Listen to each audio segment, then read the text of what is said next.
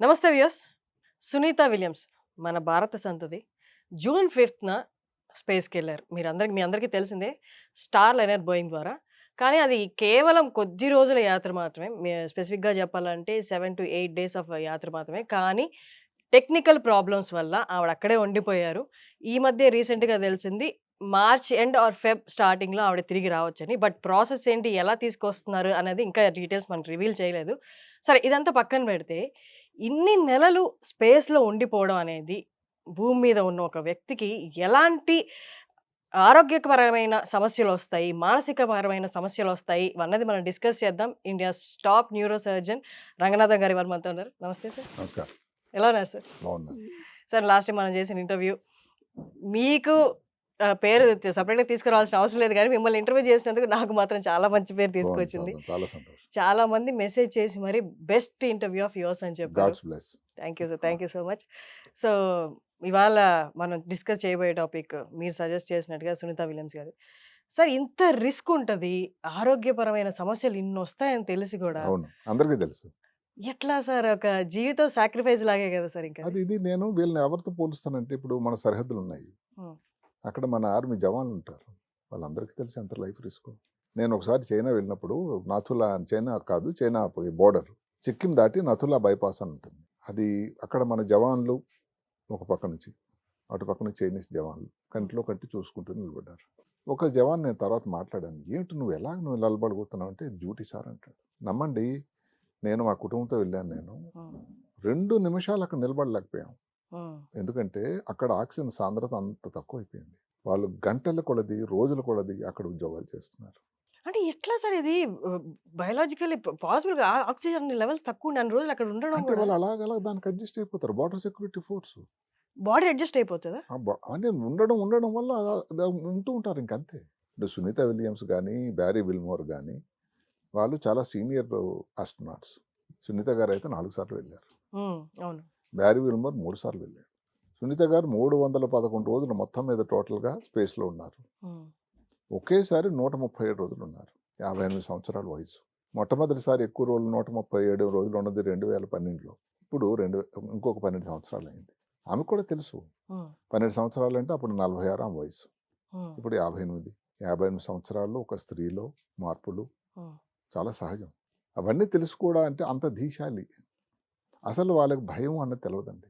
ఒక మాట చెప్తాను. ఒక్కొక్క ఆయన 2013లో స్పేస్ స్టేషన్ ఇన్‌చార్జ్‌గా ఉన్నాడు 6 నెలలు. హుహు. కల్నల్ హ్యాడిడ్ అని. 3 సార్లు వెళ్ళాడు స్పేస్. యాహ్! 3 సార్లు స్పేస్ వాక్ చేశాడు. ఆయన అంటాడు, "స్పేస్‌కి వెళ్ళామంటే ప్రతి వాళ్ళకి తెలుసండి. లైఫ్‌కి రిస్క్ చనిపోవచ్చు. అయినా ఎందుకు మేము వెళ్తాం అనంటే it's a worth taking risk." Worth taking risk. ఆ! హ్మ్. ఎందుకటంటే భూమి చుట్టూ 16 సార్లు ప్రతిరోజు తిరుగుతారట. ఏదైతే భూమండలం అంతా కూడా ఎర్త్ ప్లానెట్ అంతా కూడా ఎంత చక్కగా కనబడుతుందట అంటే అడిక్ట్ అయిపోతారేమో సార్ అసలు అసలు. అది ఫిల్టర్ లేకుండా ఆయన చెప్పడం ఫిల్టర్ లేకుండా అసలు ఏ మాత్రం అడ్డు ఆపు లేకుండా హ్మ్. భూమి తాలూకా అందచందాలు ఎంత చక్కగా కనబడతాయంటే అది ఇంకా ఎప్పుడు సాధ్యం అని ఇదే మాట అతని మాటల్లో చెప్పాడు ఎవరు రాకేష్ శర్మ. హ్మ్. భారతదేశం నుంచి వెళ్ళినటువంటి మొట్టమొదటి వ్యోమగామి ఒక రష్యన్ సోయిజ్ దీంట్లో వెళ్ళాడు 1884. అప్పటి భారత ప్రధాని ఇందిరాగాంధీ అడిగారు ఇక్కడి నుంచి మాట్లాడుతూ, హ్మ్. మీకు అక్కడ ఎలా అనిపిస్తుంది అని. మేడం, సారే జహాన్ సే అచ్చా హిందూ సీతా హమారా. ఆ! అంటే నాకు మన దేశం ఎంత క్లియర్‌గా కనబడుతుంది మేడం అంటే, హ్మ్. అసలు ఈ సంతోషాన్ని నేను చెప్పలేను. ఆయన ఉన్నది ఇంత చేస్తే 7 రోజులు 18 గంటలే. హ్మ్. మరి నెలల కొలది ఉండేవాళ్ళైతే.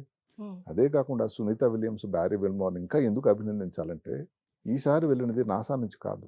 హ్మ్. నాసా అంటే అక్కడ కొన్ని సంస్థలున్నాయి. National aeronautics aeronautics space. Space administration. హ్మ్. అది అమెరికన్ సంస్థ. హ్మ్.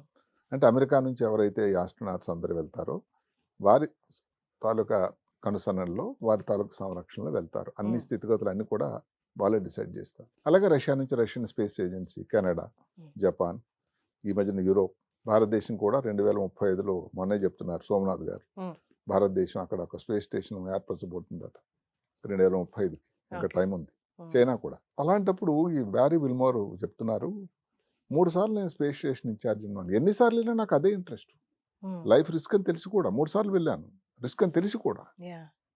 అంటే అది అడిక్షన్ అనే దానికన్నా దానిలో ఉన్నటువంటి ఆ సంతోషం, అదే కాకుండా ఒక లైఫ్ రిస్క్ టేకింగ్ ఇదండి. ఈ ఉమ్, డైవర్స్ ఉంటారు, వీళ్ళు కానీ మౌంటనీర్స్ కొండలెక్కుతూ ఉంటారు. అది చూస్తుంటే ఎలా ఎక్కుతారు? ఎవరెస్ట్. ఏది ఎవరెస్ట్, అది చూస్తుంటే మనకు ఆశ్చర్యంగా ఉండదు. Yeah. ఇంకంతే. అలాంటి వాళ్ళే మన వీళ్ళు. పక్కనే సవాలు ఉంటాయంట సార్ ఎక్కుతున్నప్పుడు. అదే కాకుండా నేను ఎందుకు వీళ్ళని ఇంకోసారి అభినందించాల్సి వస్తుందంటే, స్టార్ లైనర్ నువ్వు కొత్తగా సంస్థ నెలకొల్పిన సంస్థ. ఉమ్, దాని ఒరిజినల్ సంస్థ బోయింగ్. బోయింగ్. బోయింగ్ అనేది విమానాలు చాలా చేశారు. అది భారంతో బాగానే ఉంది. ఉమ్, కానీ స్పేస్ క్రాఫ్ట్ అనేది మొట్టమొదటిసారి yeah. 2019 నుంచి 2024 అంటే 5 సంవత్సరాలు కష్టాలు పడి ఎందుకు ఇది క్లిక్ అవ్వాల. సరే కదా, వాళ్ళు మొత్తం మీద ముహూర్తం నిర్ణయించారు. జూన్ 4 వీళ్ళిద్దరిని సీనియర్ స్పేస్ క్రాఫ్ట్స్ ఎవరైతే వెళ్ళారో వాళ్ళని ఎన్నుకున్నారు. వీళ్ళు ఒప్పుకున్నారు. ఆశ్చర్యం అది. అప్పట్లో వాళ్ళు అనుకున్నారు 8 రోజులే అని.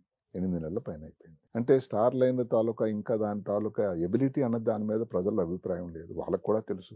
వాళ్ళు నిజంగా తీసుకెళ్ళగలరా, ఎన్నో ఫెయిల్ అయినాయి కదా అని అనుకుంటే ఏమాత్రం డౌట్ కానీ అనుమానం కానీ రాలేదే. ఉమ్, వాళ్ళు ఒప్పుకున్నారు. అయితే అక్కడే ప్రాబ్లం వచ్చింది. మొన్నే ఈ మిగతా వాళ్ళని ఎవరిని బతకనివ్వడా ఎలాన్ మస్క్ అని. అంటే ఇప్పుడు అంతా సవ్యంగా నడుస్తూ ఉంటే వ్యక్తికి అలాగే ఉంటుందండి. ఆయన కంపెనీ స్పేస్ ఎక్స్. yeah. అంటే ఏం పట్టుకున్నా అది బంగారం ఆయనకి. స్పేస్ ఎక్స్ కానీ, లేకపోతే ఎక్స్ ఏదైతే విక్టర్ ఇంత ముందు ఉండేదో అది ఎక్స్ అని, ఉమ్, లేకపోతే టెస్లాలు. టెస్లా కార్ ఏదన్నా. ఉమ్, అందువల్ల మిగతా వాళ్ళు కొంచెం కాంపిటీషన్ రోజులు కదండి కార్పొరేట్లో. ఉమ్, ఈ కాంపిటీషన్ కోసం కార్పొరేట్లో లైన్ ఉంది ఇప్పుడు. yeah. మీరు నమ్మండి. Um, SpaceX, Elon Musk, Blue Origin, Amazon వాళ్ళు, సరే బోయింగ్, స్టార్ లైనరు, ఉమ్, ఇంకోటి వర్జిన్ గెలాక్టిక్ అని. ఈ మధ్యన ఒక ఆయన వచ్చాడు, 2 రోజుల క్రితం అనౌన్స్ చేశాడు, పీటర్ బెక్ అని. ఉహు. నేను 2025 కల్లా స్పేస్ ప్రయాణం చేస్తాను. 25 అంటే ఇంకో 1 year. ఇంకో ఇట్లా ఏదైతే ఉందో దాని తాలూకా ఈ రాకెట్ ఎలాన్ మస్క్ తయారు చేసిన రాకెట్ కంటే నేను పెద్దది చేయబోతున్నాను అని ఆల్రెడీ అనౌన్స్మెంట్ ఇచ్చాడు. అంటే ఈయనలాగా ఎక్కువ మాట్లాడే వ్యక్తి ఇంకొక ఆయన కాంపిటీటర్ రాబోతున్నాడు. ఆయన హాస్యం చేస్తాడు, అంటే సార్కాస్టిక్గా. ఎవరు చేసే పని వాళ్ళు చేయాలండి. విమానాలు చేసేవాళ్ళు స్పేస్కి ఎలా వెళ్తారండి? కార్లు చేసేవాళ్ళు విమానాలు ఎలా చేస్తారండి? కానీ బోయింగ్ కి ఫెయిల్యూర్ రేట్ కూడా ఎక్కువ ఉంది కదా సార్. అంటే బోయింగ్ మొదటిసారి కదండి అక్కడ వెళ్ళడం. అక్కడ ఈ Aeroplanes మధ్య లో కాలంలో కూడా? ఏరోప్లేన్స్ లో ఈ మధ్య కాలంలో వాళ్ళకి చెప్తున్నాను కదా, సమయం బాగాలేదు వాళ్ళకి ఈ మధ్యనే. అదర్వైజ్ బోయింగ్, ఎయిర్ బస్ అన్నది ప్రపంచంలోని పేరెంట్ గంటల సంస్థలు. అవును.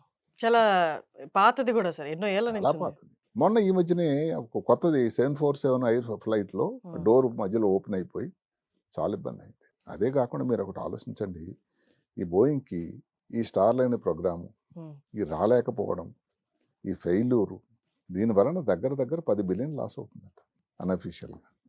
అంటే వాళ్ళకి మాత్రం అది సంతోషం కాదు కదా. కానీ ఇంత ఇది రివీల్ చేయలేదు కదా సార్. ఇంకొక స్పేస్ క్రాఫ్ట్ పంపించి తీసుకొస్తున్నారా, లేకపోతే అక్కడే టెక్నికల్ ఇష్యూస్ ని సాల్వ్ చేస్తున్నారా అన్నది. లేదు అది తెలిసింది క్లియర్గాను. మొన్న 24వ తారీఖు నాడు నాసా వాళ్ళు చెప్పారు. అది లైక్ అంటే ఏంటి సార్ అసలు ఎట్లా ఇప్పుడు ఏదైతే స్టార్ లైనర్ అన్నది బోయింగ్ వాళ్ళు చెప్తున్నారు తీసుకురావచ్చండి, సేఫ్, ఏం పర్వాలేదు. దాంట్లోనే వస్తున్నారు. దేంట్లో అయితే లేదు లేదు రావట్లేదు. అదే కదా, నాసా వాళ్ళు ససేమరా ఒప్పుకోలేదు. ఎందుకు? వాళ్ళకి ఆ కల్పన చావ్లా కనబడుతూ ఉంది. భూమికి దిగి వచ్చేసేటప్పుడు ఆల్మోస్ట్ వచ్చేసాం అనుకున్న టైంలో ప్రమాదం, చనిపోవడం. అంటే క్లియర్గా బెన్ విల్సన్ అని ఆయన ఏం చెప్పాడు, పెద్ద ఆయన, ఏది NASA incharge, safety is the rule అని. వాళ్ళ మీద ఒక ఎలిగేషన్ ఏమిటంటే, ఎవరు స్టార్ లైనర్ మీద వైల్డ్లీ ఇర్రెస్పాన్సిబుల్, అంటే వాళ్ళు అసలు బాధ్యతారాహిత్యం. అందుకని అంటే చాలా 3 రోజులు వరుస బోయింగ్ వాళ్ళు, స్పేస్ ఎక్స్ వాళ్ళు, తర్వాత నాసా వాళ్ళు మీటింగ్లు పెట్టి గత నెల 24వ తారీఖున క్లియర్గా చెప్పారు, ఇంకా స్టార్ లైనరు ద్వారా సునీత విలియమ్స్ కానీ బ్యారీ విల్మర్ కానీ తిరిగి రావడానికి లేదు. అందుకని దానికి కూడా ఇది అయిపోయింది. ఏమిటది? వచ్చి ఈ నెల, ఇప్పుడు సెప్టెంబర్లో ఉన్నాం మనం, సెప్టెంబర్ 6వ తారీఖు నాడు ఏదైతే ఉందో ఈ స్టార్ లైనర్ది అక్కడ నుంచి డీలింకింగ్ అయ్యి 6 గంటల సమయంలోనే భూమండలానికి రాబోతుంది. వైట్ స్పాండ్ స్పేస్ హార్బర్ అని ఒకటి ఉంది న్యూ మెక్సికోలో, అక్కడ ల్యాండ్ అవబోతుంది అట క్యాప్సూల్. అంటే స్టార్ లైనర్ ప్రస్తుతానికి ఇంకా ప్రోగ్రాము అయిపోయింది. సరే, తర్వాత వాళ్ళు బోయింగ్కి మంచి చరిత్ర ఉంది, నాసా వాళ్ళు అది కూడా చెప్పారు. బోయింగ్ ఉన్నటువంటి చరిత్ర చాలా గొప్పది కాబట్టి ఇంకోసారి వాళ్ళు ట్రై చేయొచ్చు. ఇప్పుడైతే మాత్రం దీంట్లో 2 ఆస్ట్రోనాట్స్ని పిలిచేదానికి లేదు.